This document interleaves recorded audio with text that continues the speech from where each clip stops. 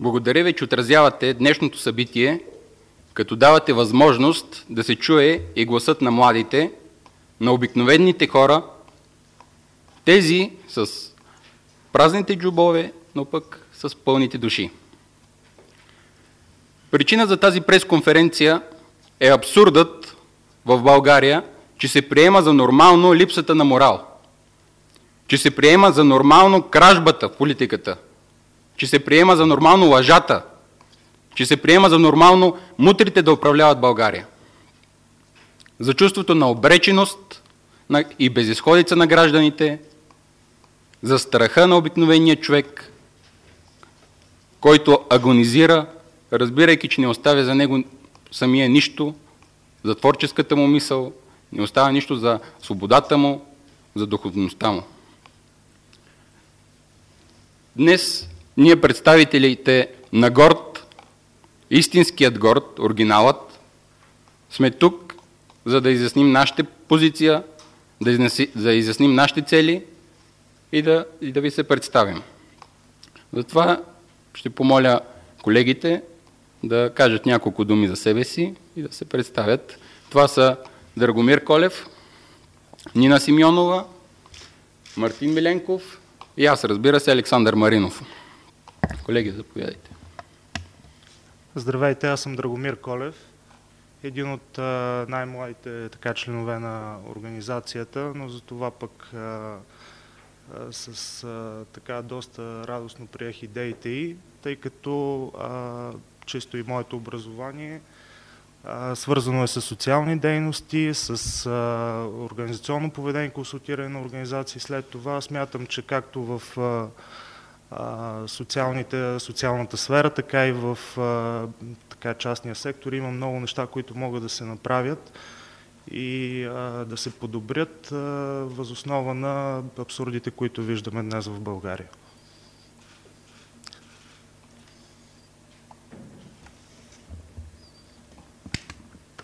Здравейте, казвам се Нина Симеонова. На 27 години съм. Завършила съм висшето си образование в Стопанска академия Димитър Ценов, град Свищов. Магистратурата ми е специалност счетоводство и контрол. Ние сме тук и се борим за промяна на политическото статукво, защото не сме доволни от днешните управляващи. Те не дават път на младите хора. Нямаме поле за изява, искаме да се развиваме, но сме принудени да работим работа, която не съответства на нашата квалификация.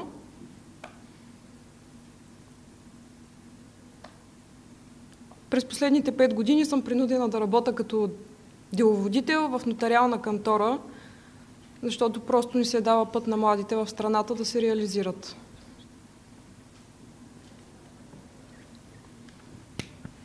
Здравейте от мен. Аз се казвам Мартин Миленков. Миналата година завърших право в Софийския университет. Имам опит, работил съм и в държавния сектор, и в частния сектор.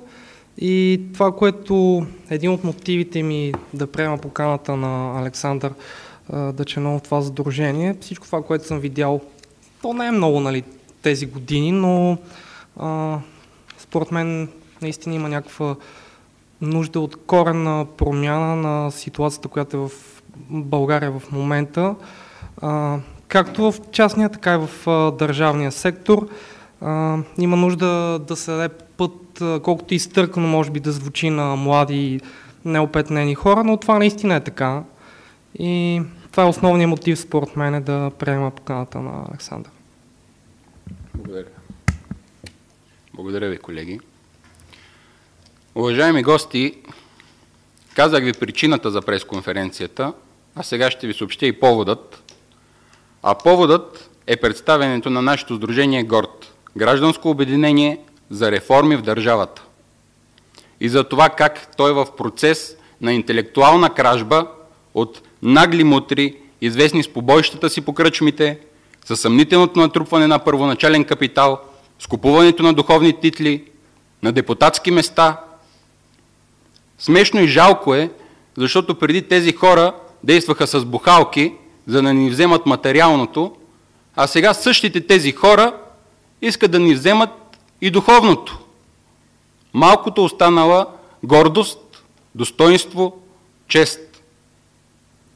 Затова искам да се знае, че ние младите ще се борим и се борим срещу точно такива хора на прехода, чиято значимост се крепи на парите, на безнаказаността, на възможността да причинят вреда. Защото се нуждаем от нормализиране на средата, в която живеем. Среда на ментетата. Среда отровена от агресията на неморалните, несвободни и лъжливи кумири. Повече от 20 години подобни случайни и елементарни типове живеят на гърба на обикновения българин. 20 години ги търпим. Искам ясно да кажа, че ние няма да сведем покорно глави. Не и този път. Няма да отстъпим нашата гордост и нашата чест на подобни случайни хора, които случайно са се родили в България, случайно живеят тук и случайно ще си отидат, защото нито я познават, нито я обичат, нито ги е грижа за нея. Време е да кажем на подобни синковци, че нямат място в управлението на страната. Време е да кажем, че не можем да понасяме тези хора. Че подобни шмекери, търгаши и алчни типове нямат място в българската политика. Нямат право да искат сега промяна, след като 20 години са били точно образът на липсата на промяна. Трябва да ни е пределно ясно, че създаването на работещо гражданско общество е смърт за кликата на така наречения политически елит. И тъкмо затова той прави всичко възможно да осуети или поне да забави неговото реално функциониране. На тия хора не им става ясно, че ако сега не направим промяна на политическото статукво, може действително да отворим пътя за появата на по-ортодоксални, антиглобалистки, популистски движения, които да застрашат мира в страната. Слави Бинев бил горд, щял да охранява демокрацията. Питам ви, вие как си представяте бивши сикаджии и висаджии, купили си духовни титли и депутатски места за милиони левове, че ще бъдат двигатели на промяната? Че ще бъдат символ на демокрацията? Та нали точно такива в момента ни управляват, гарнирани от тук, от там с някой друг мултак? Слави Бинев и компания откраднаха името ни, крадят идеите ни. Изобщо постъпват така, както са свикнали от прехода, когато други знакови фигури им раздаваха шамари наляво и надясно. Явно е имало защо. И тогава те бяха горди. И тогава се чувстваха безнаказани, свикнали да грабят, да вземат това, което им харесва. Свързването ни с подобни хора остро противоречи на организацията ни, на идеите ни и на желанието ни за промяна. Защото горд като абревиатура предполага някакво приличие, някакво достоинство. Погледнете какви хора са при Слави Бинев. Мастити бизнесмени, псевдоинтелектуалци, масони, зидари, тем подобни. Хора сътрудничали на държавна сигурност. Например, бившето ченге Иван Палчев. Бившето ченге от ДПС. Бил член на ДПС. Дори шефът на личната охрана на Тодор Живков, ОЗ полковник Румен Ралчев.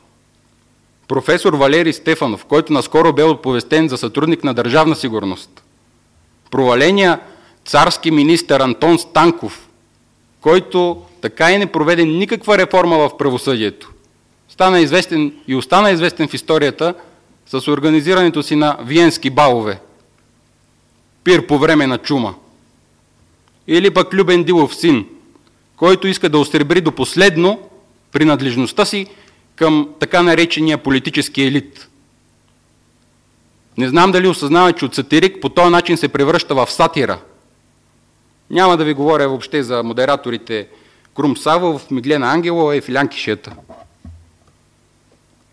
Да, за съжаление, това е реалната демокрация. Няма защо да се смеем. Това е реалната демокрация в България. Това са хората, които искат да бъдат стожери на демокрацията. Точно когато сме стигнали до заключението, че държавата ни е тотално деградирала и умствено, и нравствено от сегашното управление, тия тиквеници искат да ни дискредитират, крадат идеите ни, подиграват се с труда ни, точно работят в обратната посока, не на утвърждаване на гражданското общество, а за запазване на статуквото. Просто искат да останат около трапезата, а ние, обикновените хора, да бъдем част от менюто. Горд като идея възникна още миналата година, но по обективни и субективни причини бе учреден на 4 февруари 2012 година в град Шумен. Представители и учредители бяха хора от различни етноси, различни религии, хора, които са отвратени от политическата действителност в България. Горд представлява гражданско сдружение за обществено полезна дейност и това е нещо различно от партия, не само по юридически статут, но и по членове. В него могат да участват всякакви хора, включително които участват в други сдружения или партии. Единственото изключение, което сме заложили в устава ни, са тези хора, които са участвали и са принадлежали към структурите на държавна сигурност. Основната цел на организацията ни е да се консолидира гражданското общество, което решително да се противопостави на съществуващите партии, вече утвърдили се като изразители не на народните, а на интересите на олигархията. Ние считаме, че е време да се направи ново разграничение на политици и неполитици. Последните избори, да, тия с 700 хиляди недействителни бюлетини, не бяха на основата на идейни различия, а са типичен пример за манипулации, за фалшификация, за купуване на гласове. Това всъщност бе момента, в който обикновените хора разбрахме, че сме участници в една отвратителна пиеса, вкарани без съгласие в нея. Пиеса на абсурда. Пиеса, в която никой от нас не желае да участва. Осъзнахме, че всъщност не само Доган и Волен Сидеров са скачените съдове, а такива са и президентът, и премиерът, и правителството, и опозицията, всички. Осъзнахме, че ние гражданите сме оставени без избор, без алтернатива. Осъзнахме, че политическото състезание е между дълбоко окопали се партии с ориентация към властта и парите. Партии, които нямат никакво намерение да се обновяват. Редуването във властта като че ли прехвърля проблемите на страната от едни неспособни ръце в други. Осъзнахме, че политиката се е превърнала в изключително безсъдържателно и непродуктивно начинание. Тоест, това е нещото, което ни отврати. Ние трябва да щупим тия скачени съдове, защото те не са нищо друго, освен инструментариум на олигархичната държава на монополите, чрез която ни залъгват и ни държат в подчинение. Те не са наш избор, а са наложени, натрапени. За целите на Горд. Нашите цели се обединяват около едно, а именно не да бъдем стожери на демокрацията, не да охраняваме демокрацията, а да помогнем демокрацията да настъпи. Тъй като вече 23 години ние се намираме в период на преход. Ние се намираме в една политически сива зона, която понтира уж някакви форми на демокрация, например редовни избори и демократична конституция, но в същото време страда от сериозни демократични дефицити, а именно липса на реално представителство на интересите на гражданите, ужасяваща корупция, включително и на най-високо ниво, системно нарушаване на закона от държавните служители, изключително ниско доверие в държавните институции и липса на каквато и да е реална реформа в тях. Това може да се осъществи, да се окачестви като по най-различни начини. Формална демокрация, фасадна демокрация, частична демокрация, но в никакъв случай това не е истинската демокрация. За да се доведе до успешен край демократичния процес в България, са необходими внушаващи доверие алтернативи. Тези алтернативи да са обединени и да имат социална опора. Става дума за организации, които обединяват граждански интереси, Защото само по този начин може да бъдат реална алтернатива на недемократичните